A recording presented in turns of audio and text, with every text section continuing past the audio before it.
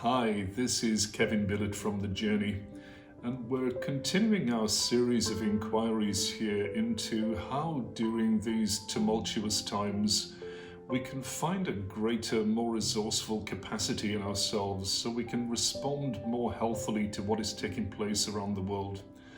One of the ways in which our authentic greatness, our deep, infinite capacity as humans gets covered over in life is by the rigidity of being consistent to old vows and promises. Now, these vows and promises may come from childhood, they might come from later in life.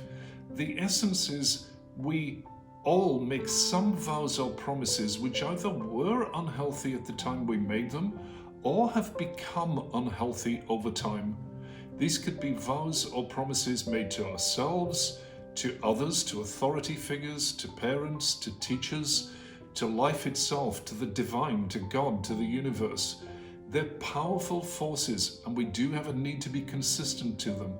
They can include vows of shutdown, like I'll never feel that, I'll never go there, I'll never be that type of person, I'll always be this way, I'll protect myself like this, I'll build barricades, I'll hide out, I'll override, I'll pretend, I'll fake it. There are huge numbers of different vows and promises that we can make. So the process here will allow us to go back to a time when a vow or promise has been made, to really clean it out at a cellular level and to install something much more healthy, something that can really allow some resilience and greatness to be the response that we automatically come out with in life.